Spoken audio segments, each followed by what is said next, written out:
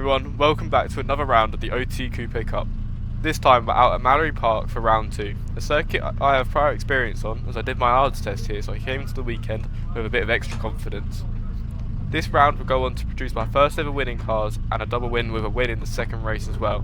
However, this weekend provided tough racing with extremely close margins throughout the qualifying and racing, provided for some great on and off track action. But now let's get into some highlights.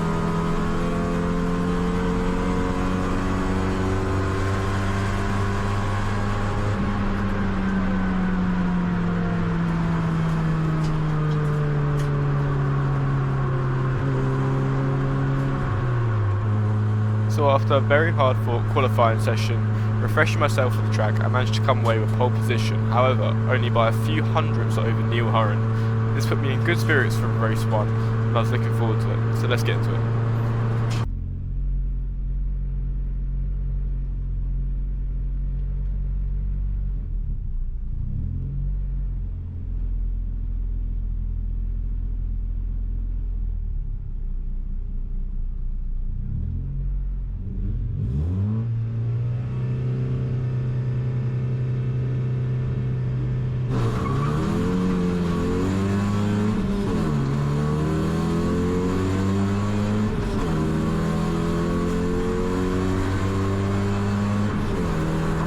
Opening corner, but as they do, roaring on around right now, and as they make their way through the opening corner, it is going to be Vidal who holds on to the lead as they weave and wind their way through the opening corner, and onwards they go, but as they charge in towards turn number 2, and as they do, well, right now it does seem like it's getting very feisty in the middle of the field there. I can definitely see some battling back and forth outside the top 10, albeit the 28 also under pressure there a bit further down. And in terms of that order between drives, well, the number 20, that's the number 26 I should say, of Owens under pressure from Worsley as they make their way through the corners and onwards towards what is is the hairpin for the first time of asking.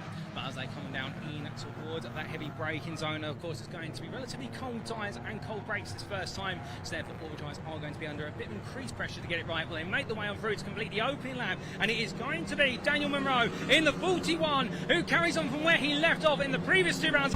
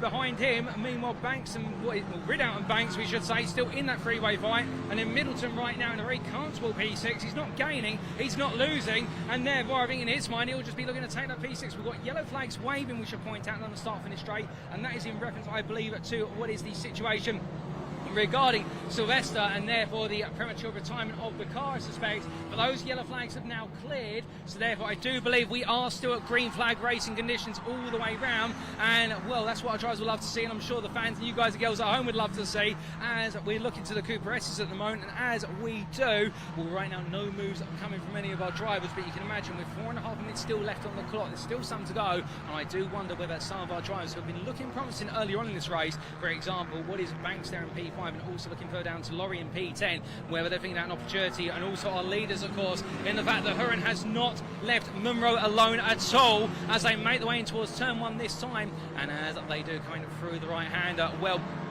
always Munro there right now under huge pressure as they sweep the way through, but the same could be said Vanzanello in P3 as they wind on through and head onto the step straight. Meanwhile, further behind, still the closing gap between Jones and Fletcher. It stands at 4.5 tenths at the moment in the battle of P7, and we also do have Laurie being closed up by Worsley, who's now 1.4 seconds back, but into the S's they go, and as they do again, you can see Huron looking around the outside, trying to get the switch back in terms of the outside to inside through turns 2 into 3, and then the run up towards the hairpin, but he can't find it, and as they make the way on in towards turn number 4, well, onto the brakes they go, and as they do, he's going to be staying where he is at this time, and in turn just thinking about where he can next look for that opportunity. We will be heading on to one more lap after this one, and in your lead battle, well, there you can see as they make the way towards the opening corner, there is Munro, who has opened up a gap now, standing away. It's the best part of none other than practically 7 tenths, and looking at very comfy there in the lead now. Looks to be in control. In fact, the gap up to 1.1 seconds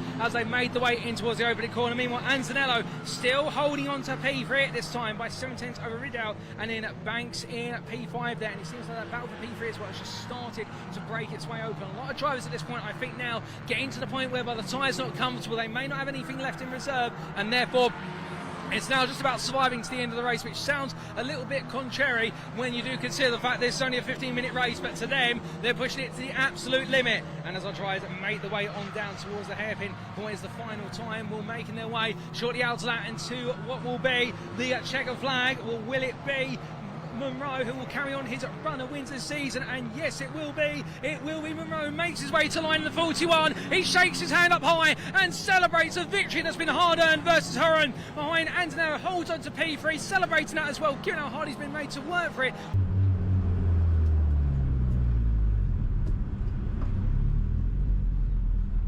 Brilliant race 1, having a hard-fought battle with Neil saw me home in first place, coming away with my first ever winning cars. I was absolutely over the moon with the result and couldn't wait to replicate it again in race 2, so let's see the highlights of how that went.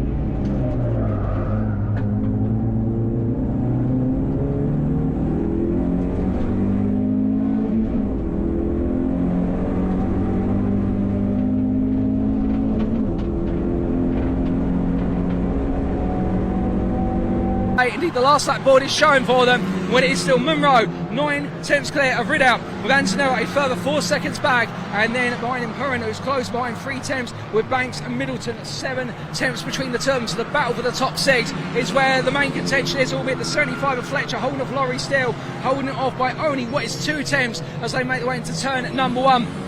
As they come down and around on this lap, with the leaders making their way on through what is the turns 2 and 3. We're going to stay with the leaders all the way to the end here in terms of our focus, and as they make the way on through the turns 2 3 sequence down into the hairpin, right now Munro in control. He looks happy out there in the car, and the car seems to be responding accordingly, but as they make the way in through the hairpin, there's no change right now, and as Munro holds onto this lead, well, he took the win in race number 1, and as he makes his way through the final corner, it's going to be 2 out of 2 today, and it will be Dan Munro who takes the win in the final race of the day here, ahead of Mark Riddell, with what will be then behind Antonello, a flapping rear bumper, who takes P3 ahead of Huron at the line, and then it will be Banks who comes home P5 ahead of Middleton. Their great little scrap for P5. Fletcher's coming through the final corner. Can he hold on versus Laurie? Yes, he can, to take P7, and then behind him it will be Jones, who watched him at a distance all the way through, with Worsley taking P10. Watson in the end will come through for P11 ahead of Wilkinson,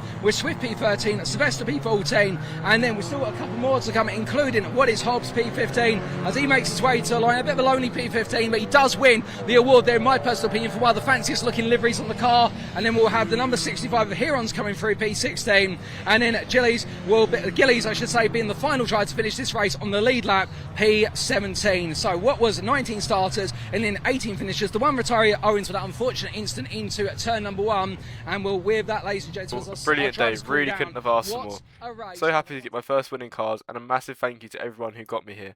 After this round, me and Mark Ridout are equal on 2 wins in the series, and setting us up for what to be a very promising season. I'm joined by none other than Daniel Munro, and what a day he's had today. Back-to-back wins here at the Mallory Park circuit. I mean, Dan, first question is, how do you do it? I just go fast, drive as fast as I can.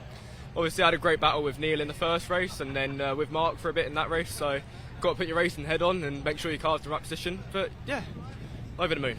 Oh, that's absolutely fantastic here, and like you say, you have pushed every step of the way around this Mallory Park circuit. Like saying, race number 1, the pressure was on it. Race number 2, pressure was on in the early stages, but it looked as though you had a bit of a breather. Everyone behind you were to fight more for P2 in the end, and the right to chase after you. Yeah, so I think we had his back marker come out the pit lane, and he just managed to he bulked us all up together, and I think it was Neil and Mark, they tripped over each other a bit, so I managed to just get a bit of breathing room, and from there it was just head down and push on. And of course, being the last race of the day, there's always that factor. You've been around for the whole day waiting to go racing. I get the feeling a part of you says, I'm glad it's over now, but a part of you also says, why couldn't it have come sooner? Yeah, it's a great relief off my shoulders now. I've been waiting for this race too for ages, it seems. But yeah, I'm just over the moon with that. It's a brilliant result. Oh, well deserved. Of course, plenty more racing to come in the series. A couple more rounds to come in the week's time. Surely you're going to be going into those now, feeling as though you are the favourites on the grid. Yeah, I'm really confident now for Thruxton. I think that's in June. So yeah, really looking forward to Thruxton. All right, brilliant here. Well, with that, Dan, we'll leave you to it. But congratulations on your double wins today, and what a set of drives from yourself.